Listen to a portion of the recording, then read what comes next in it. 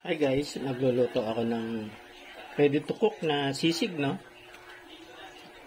Ayan, Pampangas best sisig. And medyo pinalalambot ko galing sa freezer. Dinagdagan ko na ng tofu.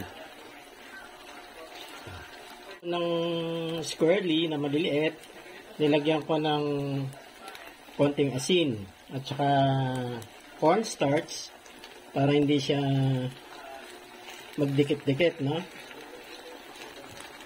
Tsaka maging crunchy.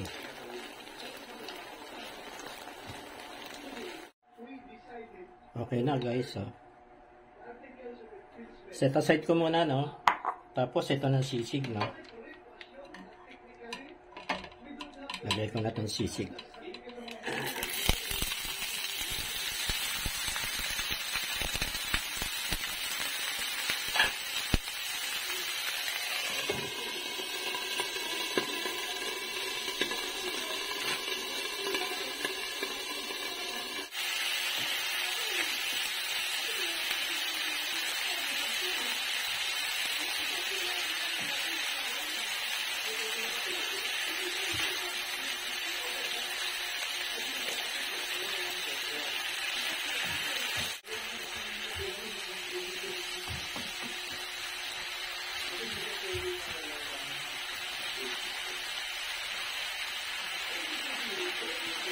Okay.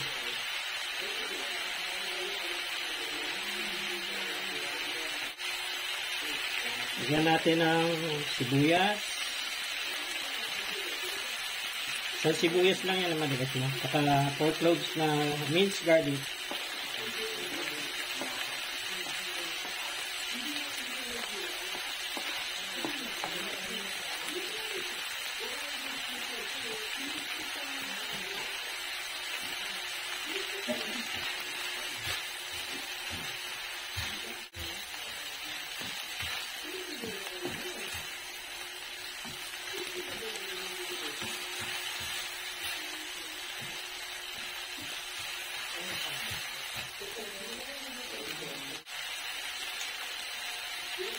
Wala na akong sili, no? Panay berde lang.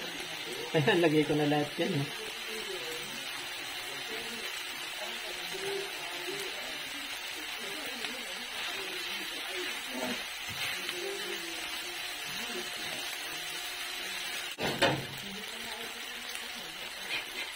Lagyan natin ng luya, no? Para mawala yung ampa.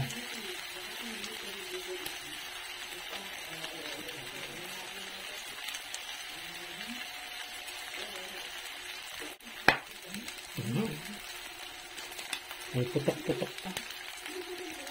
Yan.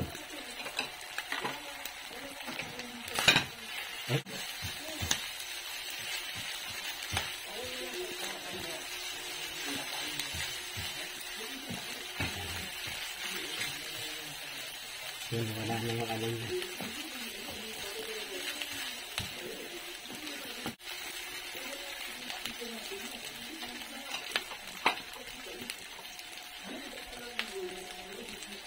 Kalamansi. Isang kalamansi lang. Ano yun?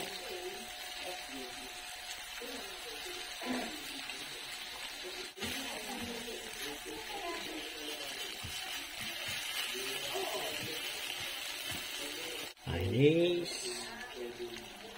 At konting mayonnaise lang.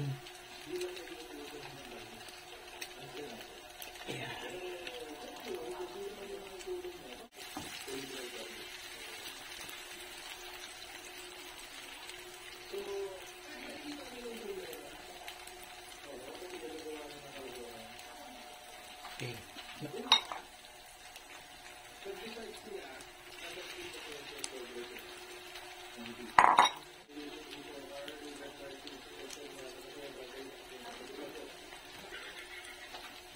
Lagyan natin ng konting, meron pa kaya ito? Liquid seasoning.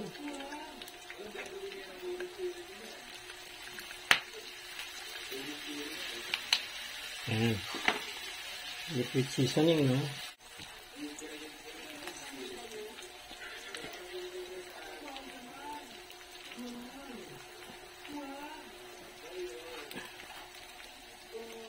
guys, yung aking sisig. Lunchtime. Black gulaman mango dessert.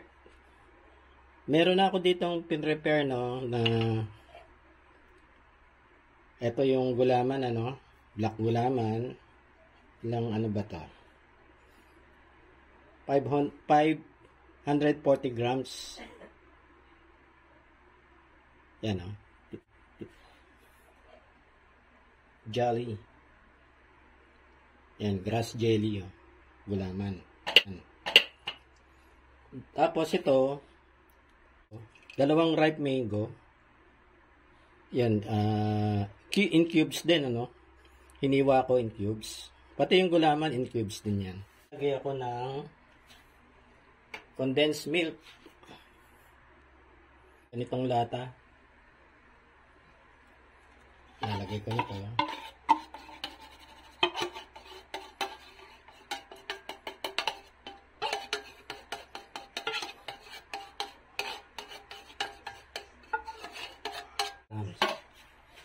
Tapos maglalagay ako ng all-purpose cream. ml. Okay.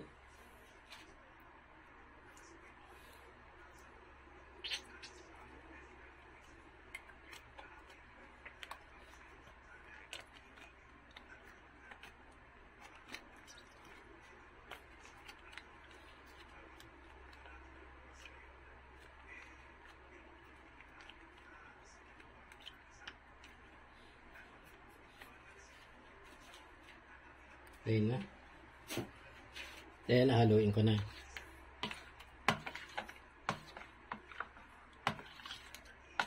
Pagkahalo, ilalagay ko na lang sa rep.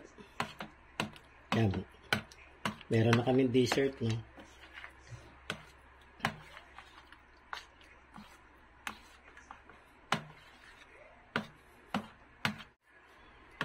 Ito na to, guys. Meron na kaming... Eto na, guys, oh. Maingay kasi yung aking ano dito, eh. Yan. Tapos lalagyan ko na lang ng cover to, no? Tapos ilalagay ko na sa chiller lang. Maya-maya, okay na yan pag malamig na.